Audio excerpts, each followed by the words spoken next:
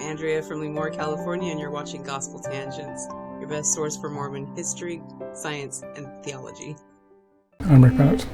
Over the past 30 years, Richard Turley has worked hard to promote women in LDS history circles. Barbara Jones Brown asked him more about this, and we'll talk about Turley's efforts to promote women in LDS history. Check out our conversation. I owe so much to you because you opened doors for me in terms of my career to help me achieve the things that I wanted to work on and wanted to achieve. And both in first hiring me to be copy editor, content editor for book one, and then also asking me to join you as your co-author for book two. And I know that it's not just me that you've opened those doors for and extended those opportunities to. I've seen so many women for whom you've done the same thing. Our MHA President-elect Jenny Lund, for example, other women who worked on Mountain Meadows, Janice Johnson, LaJean Caruth.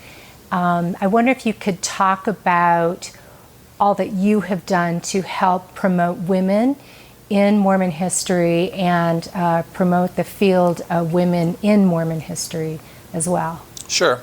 Let's talk first of all about women working in what was then the Church Historical Department, what is now the Church History Department. We wanted women and men both to be participants in all of the historical endeavors that we had in the Church Historical Department.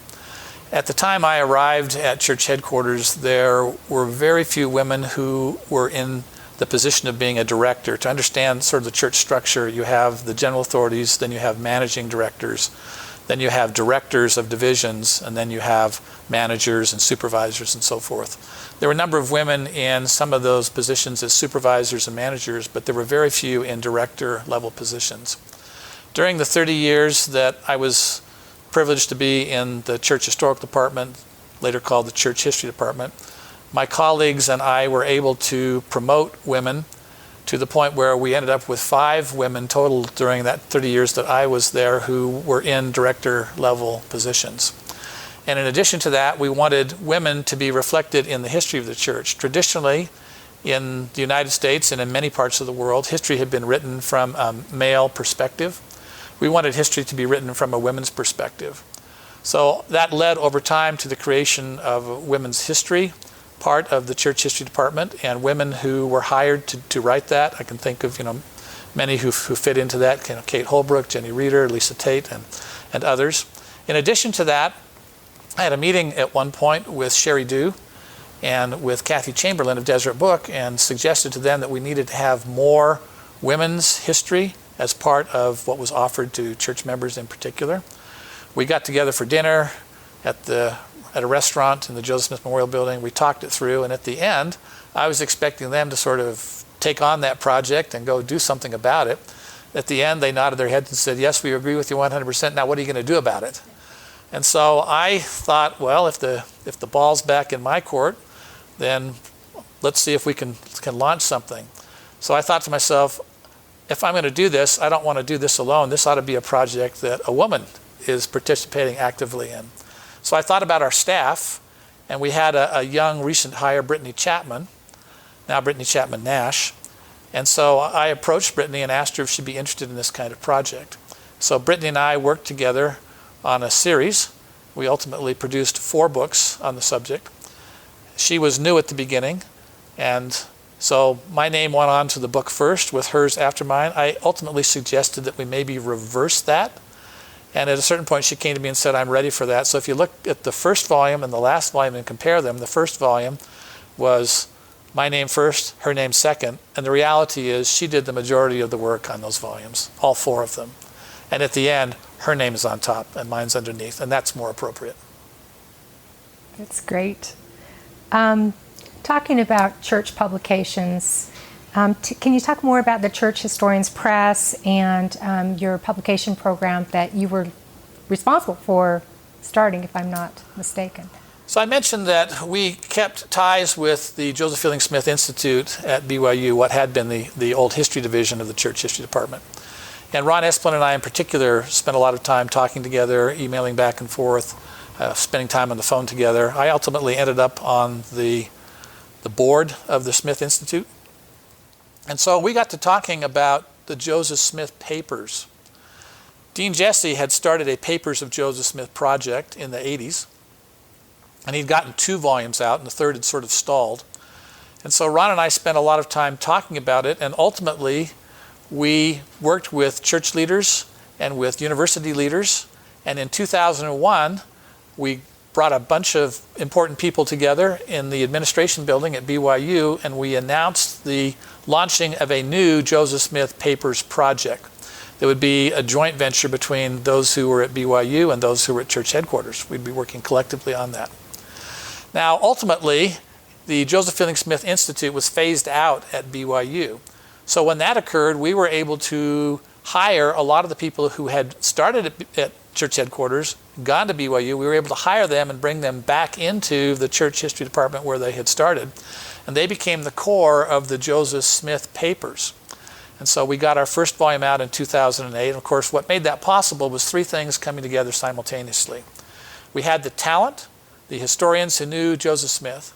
We had the papers, the materials themselves, which were largely at church headquarters. We brought those together. And then we needed funding. And providentially, I believe, Larry H. Miller came in for a presentation on church history that was presented by Ron Barney and others.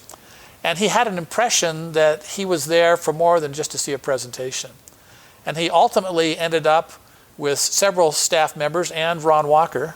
You know, he used to refer to this as referring to the various people who came to him at that point and made a proposal. And they proposed that he help out by providing some funding.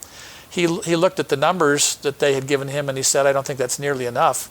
And so he and his wife, Gail Miller, began to sponsor the Joseph Smith Papers project. And it took 7 years to get the first volume to the point of needing to be published and actually coming off and being on the bookstore shelf and ultimately on the reader's shelves. During those 7 years, we coalesced together as a Joseph Smith Papers team, and we needed to find a publisher for the books. Now, the first books had been published by Deseret Book, and we thought to ourselves, well, we want these to be geared towards an academic audience, and we got church leaders' permission to aim these at an academic audience. So the tone, the content, the way that we approached them were severely academic, and that was intentional. So we approached a few university presses and asked them about publishing them. We saw a lot of interest, but in the end, we decided, let's launch our own publishing venture. We'll be our own press. We'll hire others to do the actual printing and distribution. And so we entered into a partnership with Deseret Book to be what we called our print and distribution partner, but we wanted to have our own press to do the editorial work and to actually decide what the content was going to be.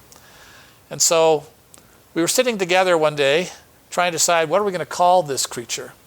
And I was sitting with the new church historian, Elder Marlon K. Jensen. I looked across at him and I said, why don't we call it the Church Historians Press? So that's how the name came about. It was inspired by Elder Jensen.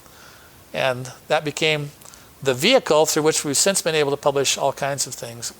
In addition to the Joseph Smith papers, I think one of the key volumes that's been published is a book, I think you have it up here, The First 50 Years of Relief Society, which was a landmark volume that had been in preparation for decades.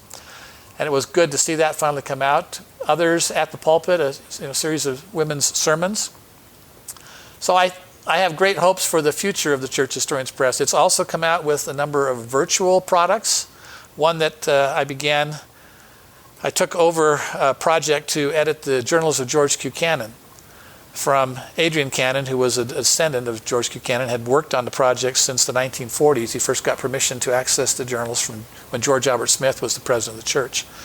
Unfortunately, Adrian got cancer. He and I used to talk a lot about the journals. When he passed away, I took the project over, and with the help of others, we were able to put out 2 print volumes, but it became apparent that if we continued to follow the same type of approach of creating print volumes, it would take a very, very long time. We had a number of people begin working on taking the text that we had of the George Q. Cannon papers, checking them against the originals, following the type of documentary editing approach that we had developed for the Joseph Smith papers, following national standards. And so ultimately we ended up with all of these volumes that were text ready. And so fortunately the Church Historians Press has now put a lot of those materials online for everyone to see 24/7, 365 in their stockings and pajamas. Especially during a pandemic. That's right. I hope you enjoyed our conversation with Barbara Jones Brown and Richard Turley. You know, Richard was the brainchild for the latest Mormon history volumes. We've got 1 and 2 here of Saints. So Barbara will ask Richard more about some of the background behind those books. We want these also to be literarily interesting. We want them to engage people from a literary standpoint. We want people to want to read them.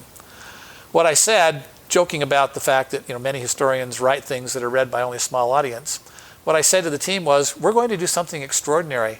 We're going to write a history that people are actually going to want to read. Everybody laughed at that because, as historians, sometimes we write just to our own peers. Thanks for listening to Gospel Tangents. I really appreciate it. If you'd like to hear the entire interview uncut, subscribe to patreon.com/gospeltangents, and for just $5 a month, you can hear the entire interview without interruptions. Also, we've also got transcripts available like these here that are available on Patreon as well as on our website. So to get those, just for $10 a month, you can subscribe and hit the yellow subscribe button. We've also got paperbacks like these. If you want to get those, you can get those at Amazon.com and just do a search for Gospel Tangents Interview, and you can get the paperback versions. Or we've also got subscriptions on those as well. And if you subscribe on our website, I'll send those to you as soon as they're finished automatically.